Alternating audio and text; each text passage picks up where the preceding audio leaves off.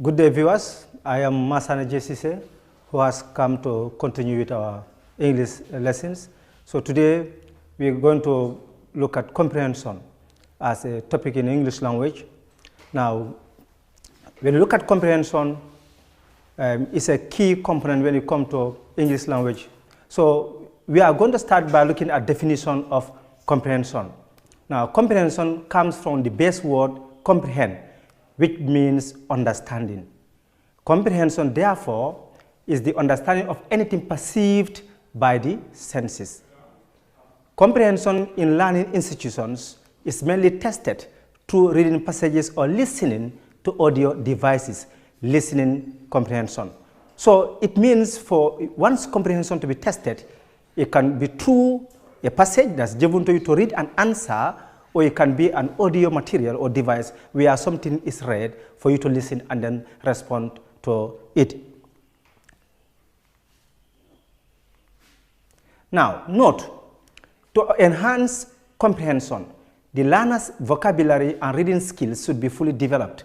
That's very key. So it means when you come to comprehension, for you to tackle comprehension questions very well, it has to do more of your vocabulary and your reading skills. If you have a very poor reading skill, you are not likely going to respond very well to comprehension questions. And if your vocabulary is also very weak, then you are likely going to be in trouble to answer comprehension questions as expected. So two things are here: your vocabulary, your reading skills. All the two, both two must be at a very high level, so that by the time you read a material or you listen to whatever, you'll be able to respond as expected.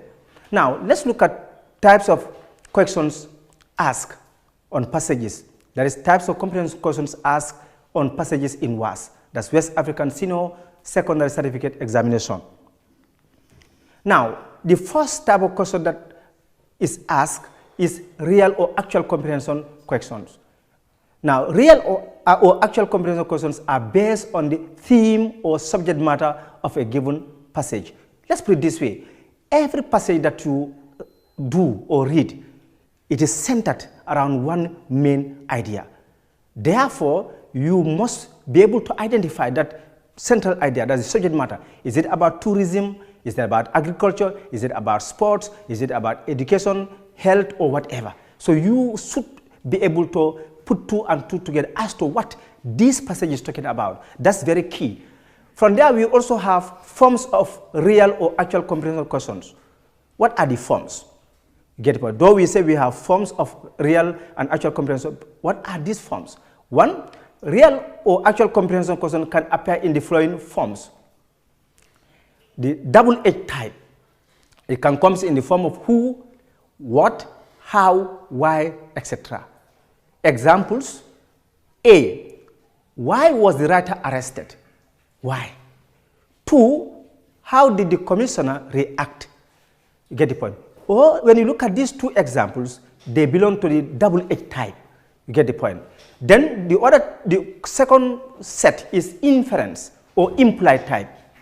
This type of question requires the reader to make a deeper judgment and an implied deduction from a given passage as required by the passage. It means you should be able to put two and two together. It means inference.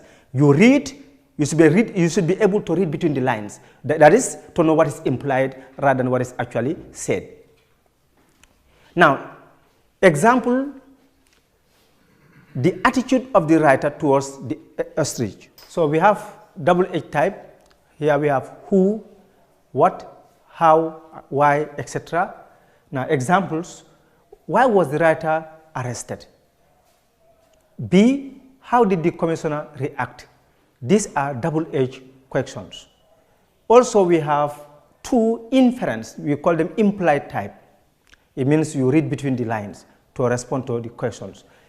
This type of question requires the reader to make a deeper judgment and an implied deduction from a given passage as required by the passage. Examples: what was the attitude of the writer towards the ostrich? B, describe the mood of the writer. When you look at these two, they are implied. The answers may not be specifically mentioned in the passage, but as you read through the given passage, you'll be able to make position as to whether the writer speak good or bad of ostrich, whether the writer admire the ostrich or otherwise. And you should also be able to establish the mood of the writer. That's to gauge or measure the mood of the writer. Was he happy? Was he upset? Was he sad? Whatever. Then you should be able to gauge or measure the mood of the writer. Also, we have quotation from the passage. This type of question requires the reader to quote a portion from the passage to support an answer. Example, we have quoted a phrase from the passage to illustrate that the writer does not live far away from the teacher's house. When you look at this, it means you are asked to quote a phrase. Take note. Sometimes you may be asked to quote a sentence or a phrase. When you look at this particular example, it says quote a phrase. Now it means the phrase could be found in a sentence. So you need to look out where that phrase is, and you quote exactly from where it starts and where it ends. If you want to quote the entire sentence, you are likely going to quote a sentence, and that is going to be wrong. So once you are asked to quote a sentence, quote a sentence, phrase, phrase, and should be word for word. In this, you don't paraphrase, don't change or add anything. Quote as exactly as it is written in a given passage. Then from there, we also have word or phrase replacement or vocabulary type.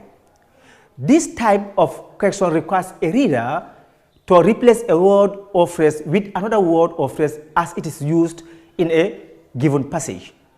You get the point? So when you come to word replacement, you have an option. Replace it with a word or a phrase. One implication is this. If you are asked to replace a given word with another word or phrase, you have the choice to use one, two, or more. But what is clear is that any one of them, if you choose to give two or more words replacing a particular word, if one among them is wrong, then the answer is wrong. It's just like objective. A to D, if you say A is correct and D also is correct, obviously, well, once A is correct and D is wrong, the answer is wrong. So you need to be very careful. If you happen to replace a particular word with a phrase or words, and both words are correct or phrases are correct, you get the correct answer. But once one is correct, the other one is wrong, you are not going to get anything from that point. Let's look at examples here. It says, for each of the following words or phrases, find another word or phrase which means the same and which can replace it as it is used in the passage. Take note of one thing here. What is saying here is very clear. You may have a given word and you may know two or more words that can replace that as synonymous to that word. What the question said, the most suitable one, it must suitably replace it in the context in which it is used. And this is what we call contextual word application. So you have to look at the context in which a word is used, and then you replace it with a word or phrase that can suitably replace such words in that context. So a word or phrase could replace one word in a different context, in another it may not. So you need to take note of that. And when you look at these examples, it's a fend for, considered, engage, yearning, eventually. When you look at these examples, what you must take note of is that you need to replace them with words or phrases that will agree with them in terms of not only word class but tense. If it is noun, should be noun. Verb, verb, adjective, so. If it is number also, if it is singular word, that is singular noun or verb, you should also use a singular word to replace it. You see, if it is past, like considered, engage, they are both inflected with ed. Therefore, you cannot use present tense form of a verb to replace them. So it means that has to be considered. Now from there we move on to another area. That's identification and interpretation of figures of speech. Now this type of question requires the reader to identify a given figure of speech and to state its meaning as it is used in a given passage. Now this one is not that very difficult. We have many figures of speech, but basically we have 5 or 6 main ones. One, we may have a metaphor, and we said metaphor is to make comparison with two things without using like or as. But that is what we call simple metaphor, that's direct. But we have what we call implied metaphor. Usually idioms will come in under that category. So anything that's idiomatic is figurative, And anything that's figurative is metaphorical. You may also be asked simile. Already you know any two things that are being compared with the use of like or as is also a simile. You may also be asked a rhetorical question, and that's always the easiest to identify, because what you do first, look at the end mark. If the punctuation mark there is a question mark, you know it is a rhetorical question. It could also be an irony, which is a twist. Irony is a statement which is opposite to what is meant. You get the point? So you should be able to do that. You may also be asked paradox. That may all come under this literal figures of speech. Paradox also is a figure of speech which appear to be absurd or contradictory or senseless, but when you look at it critically, you see sense or truth in it. We have many more to that. Now, let's look at examples on the identification and interpretation of figures of speech. Here we have example. For how long do we have to come late? Question mark. Now I say, what figure of speech is used in the above underlined expression and what does it mean? Now, let's look at identification of grammatical name or unit and their functions.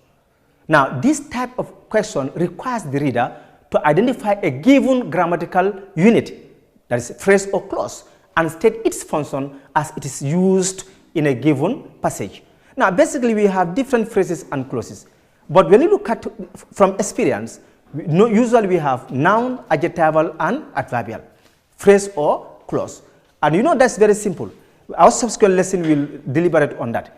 Noun phrases have many functions, but basically they are more subjects or objects. In other words, when you have a noun phrase or a noun clause, if it is underlined before a verb, it is subject of that verb. When you have a noun phrase or clause, if it is underlined after a main verb, it is object of that verb. If it is adjectival phrase or clause, it qualifies a noun or pronoun. Usually, when you have the adjectival phrase or clause, the word it qualifies, be it a noun or pronoun, is placed very close to it, then you can easily identify. You may also be asked adverbial clause, you see, which also modifies a verb, adjective, or another adverb. They have their indicators, they have their different functions, and then we'll deliberate on them in our subsequent lessons. So let's look at examples on the grammatical unit or term here. Example, as I watch from the distance, it says what is the grammatical name given to the expression as it is used in the passage and what is its function. Now, also we have how to present comprehension answers. There are rules to every game. Now, if you want to answer comprehension questions, you need to know what to do and what not to do. Now, the manner in which you write your answers tell a lot. So therefore, let's look at how to react or respond to questions that are set under comprehension. One, we have real comprehension questions require answers in complete sentences. Now, questions. Why was the writer arrested? Correct answer, the writer gave false information. Note, it is inappropriate to present an answer like this, not given false information or false information. That will be wrong, because when you look at this thing, it is not a complete sentence. Your answer must get a subject and a verb that will qualify it to be called a complete sentence. When you look at the correct one, it said the writer, which is the subject, gave, which is the verb, and other things come. So take note of that. Your answers must be incomplete sentences. Don't use phrases to answer. If you do, you are likely going to be punished, or you may not get any mark for it. Answers to double-H questions that open with why should not begin with because. Use because as a conjunction in comprehension answers. Now, we have different teachers teaching people. It may not entirely be wrong to say because, but there is implication. Because is a subordinating conjunction. If you start your answer with because, wherever it ends, there must be a comma, and another clause must come to complete the meaning of the first one. In other words, a clause that begins with because is what we call a dependent or a subordinate clause. And dependent or subordinate clauses themselves do not carry complete meaning. So they are always supported by main clause that are attached later.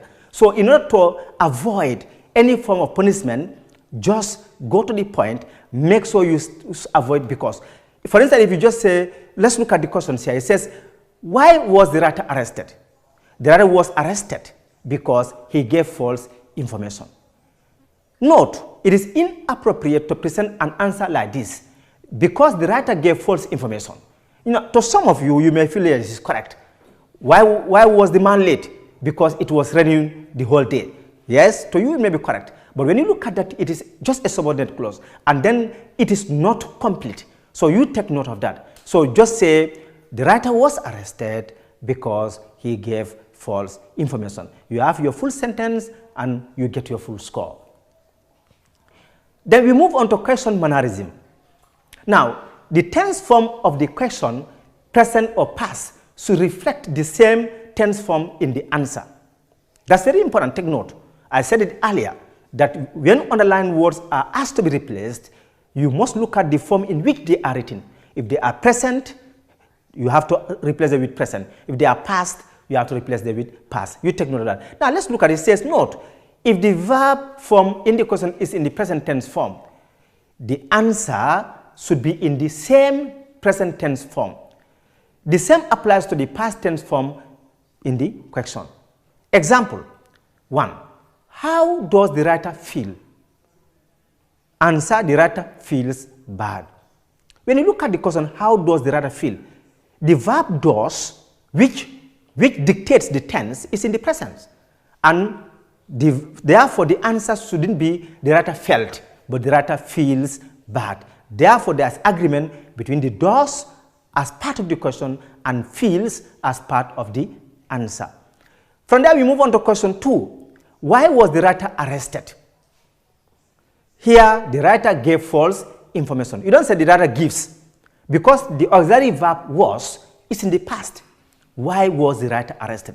If it were why is, then it would have been the writer gives. But since it is why was, so you take note of that. Don't just say, okay, why is the same. No. So look at the verb and then determine whether it is present or past. Once you are able to establish that, then you'll be able to write the correct tense form, and which will attract full score for you. You take note of that. Then answers to quotation questions. Already we started looking at that. Answers to quotation questions. Answers to quotation questions should be put down exactly as presented in a given passage in inverted commas. Example, quote a phrase from the passage to illustrate that the writer does not live far away from the teacher's house. Answer, a stone's throw, in quotation. Now look at this. A stone's throw, we know, is a phrase. And this phrase, even in the real material, in the passage itself, it was not there on its own. It was part of a sentence. But now you have to lift it. You must establish where this phrase is. And now you copy word for word, verbatim. Don't change anything. So you have to lift as it is written. Don't paraphrase. Don't say, okay, I have a strong vocabulary. Let me just show to the examiner or whosoever is going to mark that, well, I can play with language. No. The idea is once you are asked to quote, quote as exactly as it is written in the passage. No more, no less. Note, as the writer leaves just a stone throw from the teacher's house, when the statement doesn't appear in this form in the passage. So you take note of that. Now we move on to word or phrase replacement. We call it vocabulary type. In this section of a comprehension passage, the learner has to apply the connotative meanings of the underlined words and not their denotative meanings. Contextual meaning refers to the meaning the word has according to how it is used in a given sentence. Words may belong to the same part of speech or word class, yet have different meanings to the context in which they are used. I already talked about this. When you come to word or phrase replacement, you must look at the context in which a word is used. Anything outside that is irrelevant.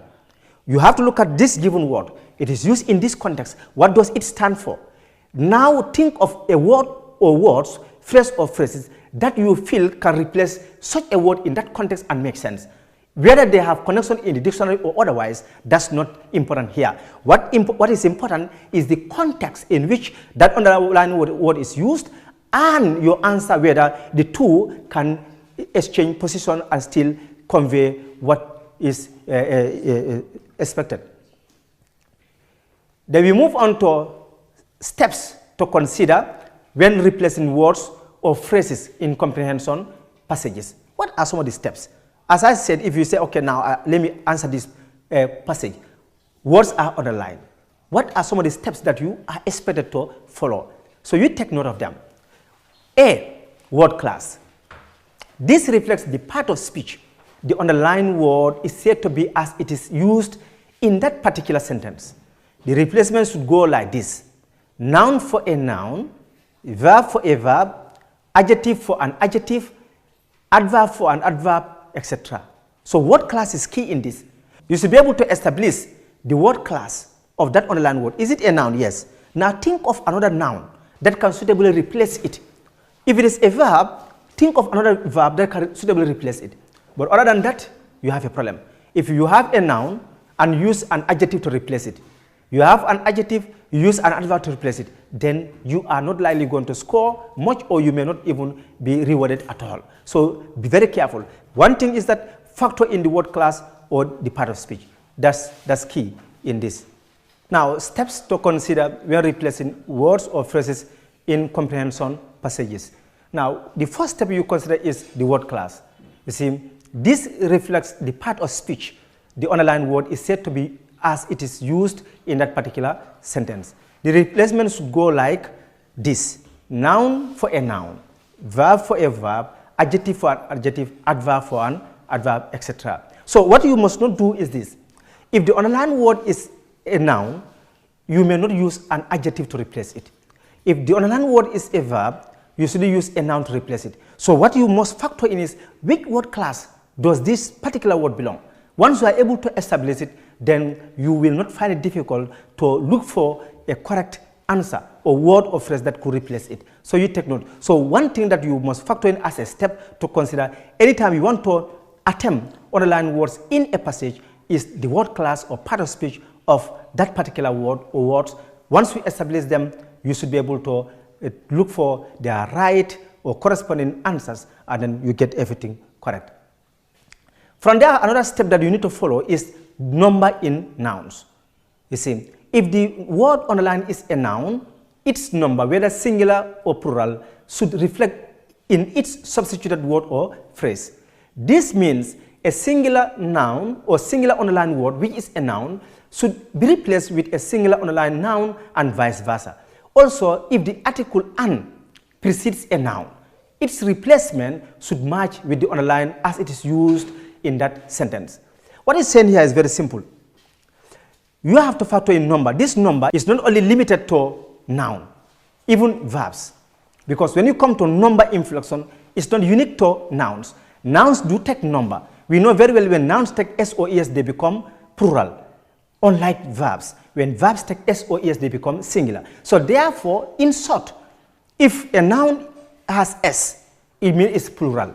You must look for another noun that has the same and replace it. When a verb is without S, mean it is plural, you must not use a word with S to replace that. So you have to look at number.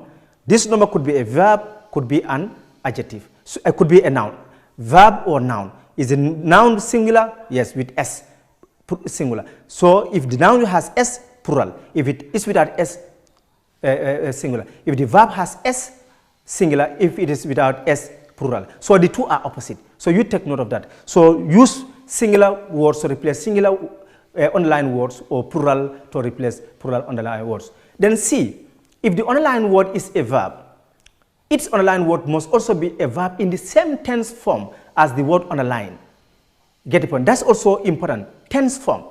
Because when you come to tense form, verbs may take D or ED to indicate past action.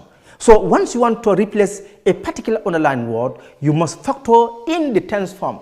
Is this underlined word present? Yes or no? Once we establish that, you must now replace it with another word that also bear the same tense form.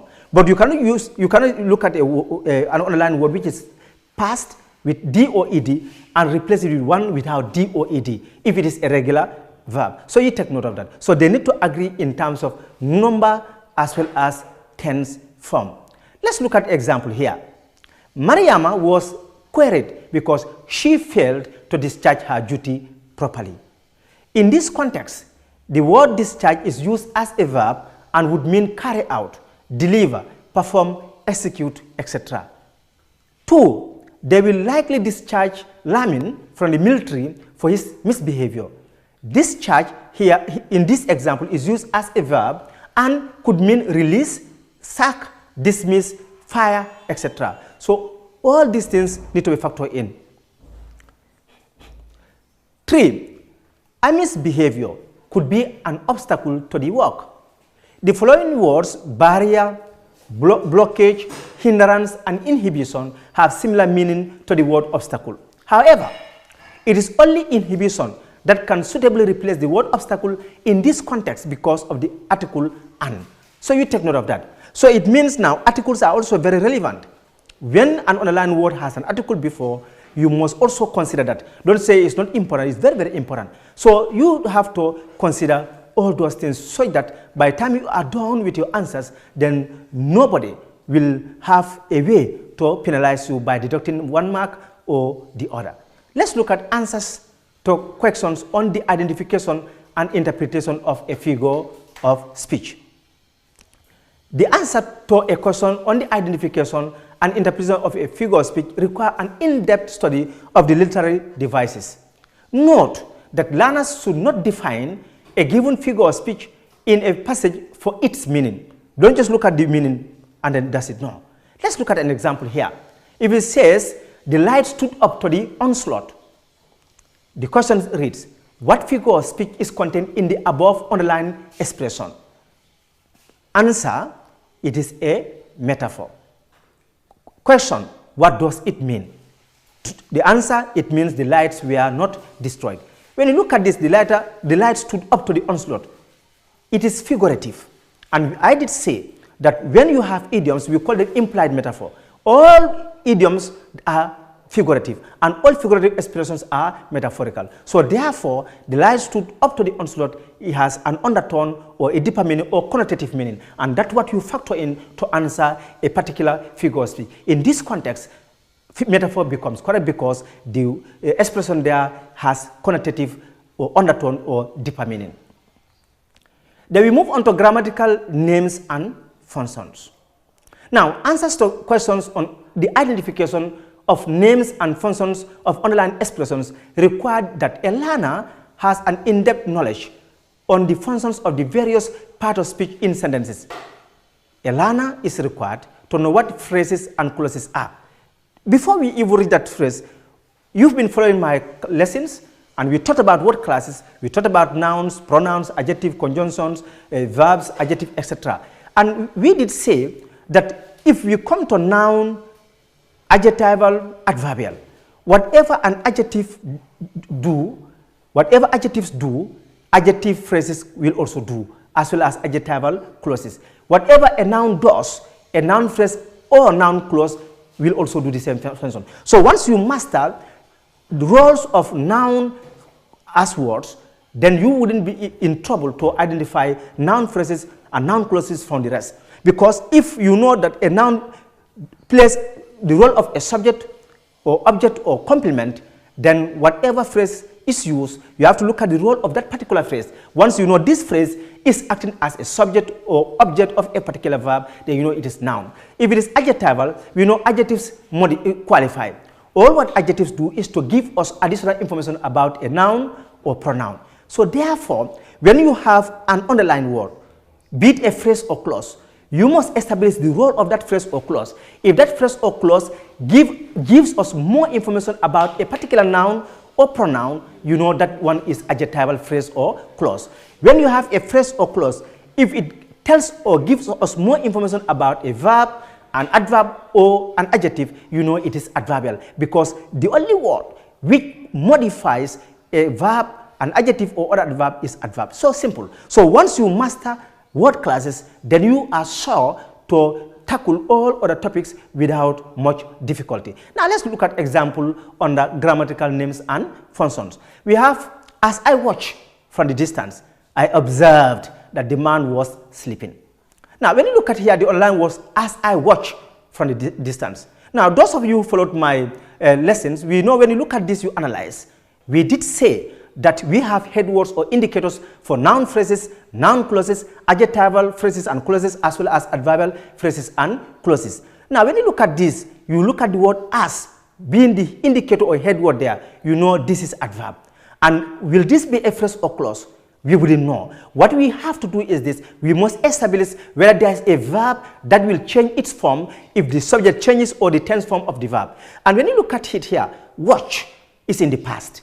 Now, if we change the time from past to now, the watch becomes watch without the ed inflection. So the past tense morpheme ed will disappear. So it means the word watch can change to watch or watches. So it is a finite verb, and as such, this answer will get to know whether it is a phrase or clause. Let's look at it. It says, what grammatical name is given to the expression as above as it is used in the passage?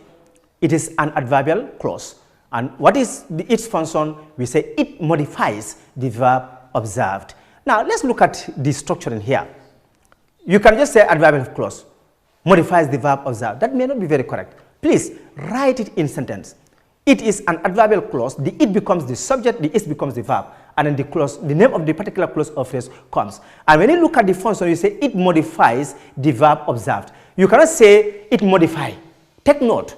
That may appear to be in agreement, but it's not, because it is singular subject and then modify is plural. So you have to say it modifies. So the modifies as a verb will agree with the singular subject, which is it. So you don't say it modify, but it modifies the verb observed. So basically that's it for our today's lesson. This is what I have as far as comprehension passages are concerned.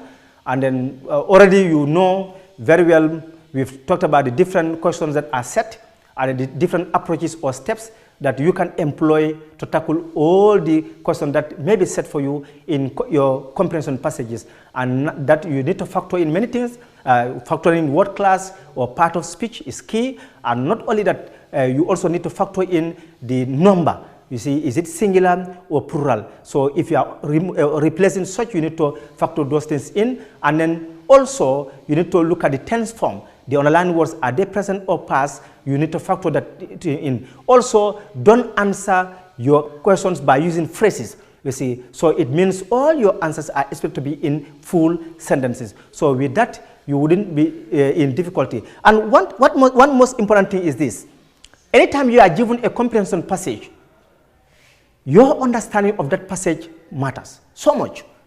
Don't just rush. Oftentimes you'll see people will immediately put pen to paper by just reading the passage without even actually understanding what the passage entails. So what you do best, read the passage, get general idea about the passage. What is this passage talking about? After which, take your time and then see the key points. I call them bonds. All of them have bonds. Bonds are points that you need to add flesh to embellish your language. So therefore, you need to look for bonds, not the flesh. If it is letter, we expect you to get your bonds and then add more flesh. But when you come to comprehension or summary, all that you out to they give you full body. Now look at the body and then take out all the flesh, throw them away, get the bonds and give them in their full structures, not in bits. If you do, then you get everything correct. So on that note, I thank you all for your kind attention, and then just a word of wisdom to students, that just as usual, we all know what we are in right now. So anytime you are going out, wash your hands. If you come back, wash your hand, use hand sanitizers. Also avoid large crowds, stay at home and follow our lessons. So I think this will cater for the lost time that you are experiencing from your schools. So on that note, I thank you all. Until I come your way next lesson, have a nice day.